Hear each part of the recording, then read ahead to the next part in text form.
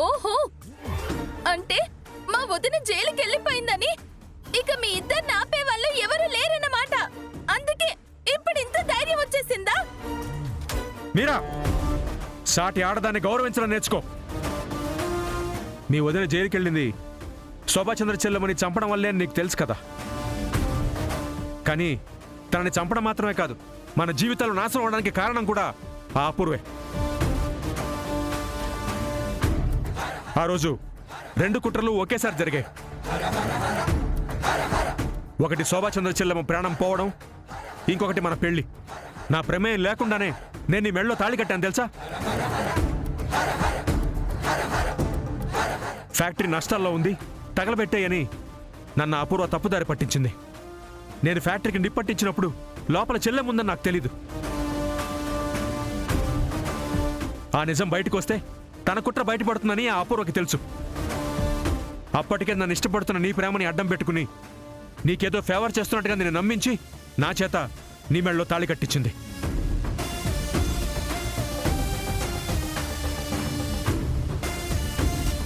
నీకు నీ కుటుంబానికి ఎలాంటి సమస్య రాకుండా ఉండాలంటే ఒక్కటే దారుంది.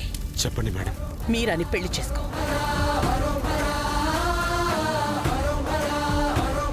అంటే ఇన్ని సంవత్సరాలు మీరు నిజం ఒంటరిగా మోసారా? చెప్పాలని చాలాసార్లు ప్రయత్నించాను సరదా, మీకోసం వెతికాను కూడా. కానీ అప్పటికే నా మీద ద్వేషంతో మీరు వెళ్ళిపోయారు. ఆ తర్వాత చెప్దామంటే వినే పరిస్థితుల్లో నువ్వు లేవు. నేను ఆస్తి కోసం నీ మెళ్ళలో తాళి కట్టలేదు మీరా. నాతో పరిస్థితులు అలా చేయించాయి. నాది ప్రేమ కాదు, భయం. అంటే ఇన్ని సంవత్సరాలు నా జీవితం అబద్ధమా? నీ జీవితం అబద్ధం కాదు, కానీ నేను కోరుకున్న జీవితం ఇది కాదు. నేను ప్రేమించింది శారదని. నా జీవితాన్ని నేను శారదతోనే బతకాలనుకున్నాను. నా పిల్లలతో ప్రశాంతంగా ఉందాం అనుకున్నాను. కానీ ఆ అపూర్వ చేసిన కుట్రలు అన్నింటినీ మార్చేశాయి. నేను తీసుకున్న నిర్ణయాలతో ఈ క్షణం వరకు నరకం అనుభవిస్తూనే ఉన్నాను. నా వల్ల 3 జీవితాలు నాశనం అయ్యాయి. నేను ప్రశాంతంగా నిద్రపోలేకపోయాను, తృప్తిగా బతకలేకపోయాను, ఎవరికి న్యాయం చేయలేకపోతున్నాననే బాధతోనే బతికాను. అంటే అంటే ఇప్పుడు ఏం చేయాలనుకుంటున్నారు? నన్ను వదిలేసి వెళ్ళిపోదాం అనుకుంటున్నారా? నీకు అన్యాయం చేయాలని కాదు మీరా, కానీ శారదకు జరిగిన అన్యాయాన్ని కూడా నేను చూస్తూ ఉండలేను. ఇన్నాళ్ళు తనకి దక్కని పరువు, మర్యాద, గౌరవం అన్నీ తిరిగి రావాలి. అందుకే శారద దగ్గరికే వెళ్తాను. ఆ ఇంటి బాధ్యతల్ని పంచుకుంటాను. మీరా, నీకు కూడా సమన్యాయం చేస్తాను. దానికి నేను ఒప్పుకోను. మీరు నాకు మాత్రమే కావాలి. లేదు మీరా, ఇక నన్ను నేను మోసం చేసుకుంటూ బతకలేను. ఈ నరకం చాలు. ఇక నుంచి సుఖమైనా కష్టమైనా నేను మనస్ఫూర్తిగా బతుకుదాం అనుకుంటున్నాను.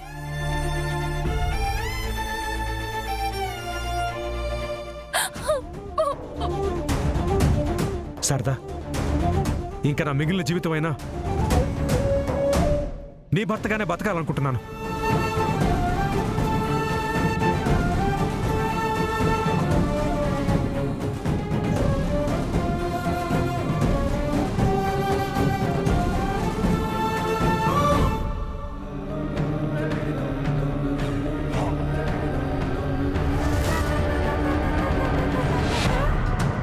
భూమి, నాతో గగన్ గారి పెళ్లి కాదు అని ఎంత కాన్ఫిడెంట్ గా మాట్లాడావో గుర్తుందా?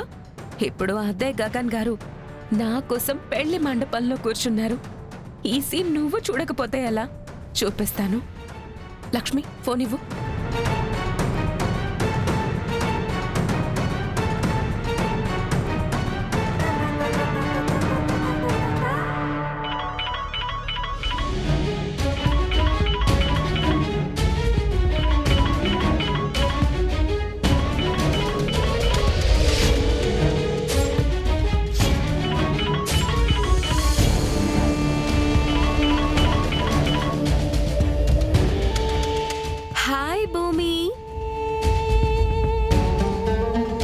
ఏంటలా చూస్తున్నావు? ఓ, మా పెళ్లికి నీకు ఆహ్వానం అందలేదు కదా? నువ్వేమో పెళ్లికి రాలేవు. అందుకే నేనే పెళ్లి కూతురై నీ ముందుకొచ్చాను. గగన్ తారా సూపర్ జోడీ. విన్నావా? ఇక్కడ అందరూ ఒక్కటే మాట, మేడ్ ఫర్ ఈచ్ అదర్ అని. అరే రే, ఏమైంది? ఓ, మండుతున్నట్టుంది కదా. మండుతుంది ఎందుకంటే నువ్వు ప్రేమించిన మనిషి నీ ఎక్స్ హస్బెండ్ ఇప్పుడు నా కోసం పెళ్లి కొడుకులా రెడీ అయ్యాడు. తారా ప్లీజ్. ప్లీజా? హ, నువ్వు ఓపెన్ ఛాలెంజ్ చేసిన రోజు నాకు బాగా గుర్తుంది. గగన్ నిన్ను ప్రేమించడు అన్నావు. ఇప్పుడు చూడు, అదే గగన్ నా మెడలో తాళి కట్టబోతున్నాడు. నువ్వు ఓడిపోయావు భూమి, నేను గెలిచాను. ప్రేమలో గెలుపోటములు ఉండవు తారా. ఉంటాయి. ప్రేమించిన వాడితో పెళ్లి జరిగితే గెలుపు, నీలా ఒంటరిగా మిగిలిపోతే ఓటమి. హ, నువ్విప్పుడు ఎక్కడున్నా మా పెళ్లి గురించి ఊహించుకుంటూ లోపల కుళ్ళుకుని ఏడవాలి. హ, నేను పెళ్లి కూతురై గగన్ గారి పక్కన కూర్చుంటే నీ గుండె పగలాలి. అప్పుడు తెలుస్తుంది ఈ తారా అంటే ఏంటో. సరే, టైం అయిపోతుంది. నా పెళ్లి ఎలా జరుగుతుందో నీ ఊహకే వదిలేస్తున్నాను. Just imagine.